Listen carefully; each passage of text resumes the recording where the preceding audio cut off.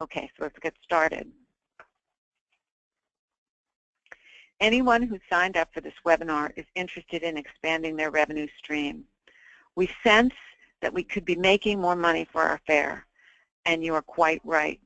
In point of fact, the biggest financial opportunity for any business is the revenue it could be making and isn't. Intuitively, we all see examples of this in business. The success of McDonald's over the hamburger joint of the 70s, the success of Starbucks against a local coffee house, the success of Amazon and eBay and internet sales, and payments are very definitely a piece of this puzzle. For example, Amazon and eBay simply could not exist without credit cards. If you step back from the day-to-day problems for a minute and think of money as an energy flow, it becomes apparent that no matter what we do in terms of the fair theme or how we organize things or what we pay for maintenance, in order to have more energy flow in, we have to create points for it to flow in on. And if we think about that creatively, then we can establish lots of opportunities for that energy to flow in. So what makes sense is to understand what role payments can take and to have a strategy about how you take payments and what you do with them. And we'll go into some points that you can consider as part of that I hope will help. The first point to consider in your payment strategies is that you want to think about taking as many forms of payment as possible. Customers who have their preferred payment method accepted right away are happy. They tend to spend more. So when you're able to accommodate the way they want to pay, you increase customer goodwill. What is actually well-known improvement in the payment industry, which may not be obvious right away in the fairs industry, is that when merchants limit the types of cards they take, the customer may go elsewhere next time or even walk away from the sale. We hear these stories all the time. Unfortunately, at a management level, this won't be immediately apparent to you because what you see is the money that did come in, not the lost opportunity. But studies broadly conducted by the payment organization over time have shown that this is the case. Here's a case in point. Forms of credit card payment typically include traditional cards like Visa, MasterCard, and Discover when you get set up. But many merchants don't take American Express. Amex cardholders are very loyal to that card, mainly because they love the rewards, and they also tend to spend more and have a higher average ticket than the more traditional Visa and MasterCard, based on studies done. Merchants and fairs haven't liked them in the past because they cost more, but what many people don't know is that Amex has, in the last few years, introduced a program called OptBlue, and those prices to merchants are comparable to Visa and MasterCard. So including American Express OptBlue in what you offer is something you may want to consider. Taking all forms of payment additionally provides good customer services, encourages buying in general, and makes buying more convenient for your customer. So it makes sense to take whatever form of payment the customer wants to use. The second point that you want to consider in your payment strategy is where you want to take payments. Most people now realize that taking credit cards at the gate is important, as well as at concession stands that the fair provides. Here are some additional places you may want to consider.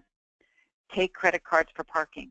There are lots of mobile solutions out there that make this possible, and by taking a credit card, you keep the customer's cash in his pocket before he gets into the fair, and he will tend to spend more. Livestock auctions are another place where you can capitalize on payments. Prizes are given out to winners. Doesn't it make sense to take credit cards there and also consider giving those prizes in the form of prepaid cards rather than a check after the fact? It's not only easier, but some of that money will get spent at the fair by winners and thus come back to you. RV rentals, facility rentals, in-fair events can all benefit in terms of revenue from having different forms of payment available. Online sales, and in particular online ticket sales, is such a great opportunity that I'll cover it separately in the next slide. The point to take away is that the approach to take in payments is to take them in as many places as possible. Allow that energy to flow in easily. Okay, I'm just going to check if there's questions so far. I don't see any questions, so we're going to move on to the next slide.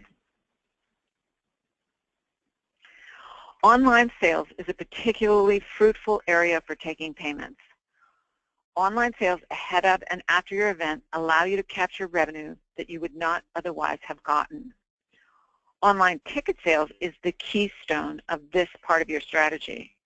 A ticket purchased online ahead of the event is revenue secured. No last-minute changes of plans or events are going to unsell that ticket. And people that buy ahead will tend to make sure they show up and potentially bring others with them that may not have come, especially if you offer some special packages. Online, you have the flexibility to create packages and incentive-based purchase options, such as 2-for-1 day or family rate day, that can produce significant growth in revenue and also increase sales on your slow days. You can get creative on VIP experiences, like special rates to get in front of the line for rides, carnival admission combos, and buy-ahead discounts. There are all sorts of things you can do and fairly easily market test with online sales. You can also offer merchandise on the website, which will add to your revenue opportunities. And here are other opportunities to get creative. Offer prizes at the fair for people wearing a particular t-shirt they can buy on your website. Think your fair logo, which will also promote the fair whenever it is worn. And offer that t-shirt as part of a package. Promote the winners each day on the website. Many ticketing vendors offer the flexibility to explore these options and have merchandise add-ons at no charge that you can use, and we can refer them to you. You can also create contests and promotions tied to sponsors that create revenues from sponsors and revenue to the fair. For example, we've had Discover approach us. They're very interested in increasing their footprint in the payment space. They have indicated to us that they may be interested in sponsoring fairs to promote the Discover brand. So that's an opportunity you can look at. After the event, you can offer photos and other memories of the event and promote out what you did for next year, create a club of loyal fairgoers and offer them merchandise and so forth. Once you start selling online, you now have the ability to capture the email address of buyers. We see that as critical to building a future revenue stream. Your most likely purchaser is a past purchaser. So if you have that email address, you can promote out to them. Most online ticketing software will let you control this data so that you can capture who your customers are. From there, using email addresses, you can create a marketing plan both before and after the event. Here are some examples of things you can do inexpensively when you have customer email addresses. First, everyone wants a deal. Offer discounts for buying ahead on tickets. Fairs have an advantage over other events. They cannot sell out. So as many as you can sell is as many as can come. Plan and name specials such as Super Early Bird in general. Again, offer a special on a day which is typically slow to increase the revenue for that day. You're going to be there anyway, so why not? Set and promote deadlines for special deals, including incentive pricing and discount codes. Take your theme and promote your contests and prizes. This in itself can generate an excitement and buzz around your fairs. Okay, so any questions so far?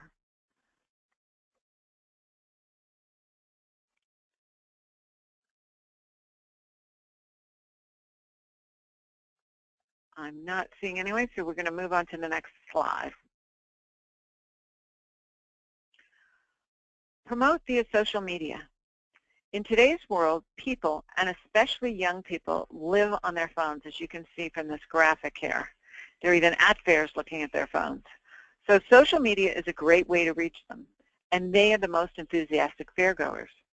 Marketing via social media is also very affordable. In most cases, just the cost of learning how and having someone do it. Consider multiple platforms for multiple audiences, such as Facebook, Instagram, and Twitter. For fairs, Facebook is king. Create a page for your fair and get people to like it. The greater the number of people who follow you, the greater the number you can engage for less. and link your fair Facebook page directly to your website where you can have buy offers. Instagram is another great place for fair growers to post pictures and videos. With Instagram, fair growers can share photos and videos of having fun at the fair from their phones, which will draw more people to your fair. Build your followers. Post your entertainment videos and pictures of upcoming attractions that will draw people to the fair. With Twitter, follow others and get them to follow you. Then when you tweet, which basically means communicate out, you talk to anyone who follows you. And anyone that follows you that retweets what you said sends that message out to anyone following them. So it can be a great way to virally send out information and get people coming to the fair. If you have buy opportunities on your website that we have talked about, all of these forms will drive people into the website and to the fair where they spend money. Okay, so now let's talk a moment about where taking checks fits into the pictures and things you can do to make a very efficient and cost-effective process. Fairs typically take lots of checks and send out lots of checks. Payment companies offer something called ACH, which you can think of as automated check handling. ACH equals automated check handling. But it's usually pretty much of a throwaway on promo, and it's not well understood. Very few people actually know what it is and how it can sensibly fit into the payment picture for fairs. So what is ACH? It's basically a way of transferring money electronically without having to use a paper check or pay extraordinarily high wire fees. Think of it as an e-check without all the paperwork. So how does this translate into something useful for fairs? Fairs take checks for booths and they pay entertainers. They have other check needs, but these are the two main ones. The cost of sending out a check is around $1 hard cost without including personnel time. When I say hard cost, I mean actual physical costs. You have the envelope, you have addressing, you have to print the invoice, you have to have the stamp. Add in the personnel time, and a check costs a couple of dollars each to your organization. The cost of receiving a paper check can potentially be much more. Checks can be delayed in arriving in the mail or bounce, causing time and effort to chase them up and potentially cash flow problems that require more work to manage. You can vastly simplify this process using automated check handling. Our online portal allows you to log in from anywhere, key in a few fields, and either pull money from a vendor's account, if you have this agreement, or send money to an entertainer's account. This can be done for as little as 50 cents a check. So ACH is a little-known asset that can be used by your fair to really make things more efficient in the accounting department. It can greatly reduce administrative workload during the busy fair season and give you better control and peace of mind. To illustrate this point further, compare the cost of ACH to credit cards for areas such as booth reservations. If you take a credit card for a booth reservation and the cost of the booth is $1,000, the average cost, if you use a credit card for that, is going to be $20 for that transaction. If you process it through automated check handling, it's 50 cents. So that's 2% of the cost. The higher the amount of the booth reservation, the more you save, because check handling is a flat fee, whereas credit cards work on a percentage basis, just the nature of the beast and the way Visa and MasterCard have set it up. So this is an area where you may be using credit cards or may be considering using credit cards, but can actually get a significant savings for your business that will help fund marketing and advertising campaigns you want to do if you use ACH handling. So again, for example, if you have 100 booths at a $1,000 deposit and you take credit cards for half of those, if you use ACH instead, you'll save around $1,000, which will pay for a fair amount of email marketing and some Google ads. Any questions on ACH?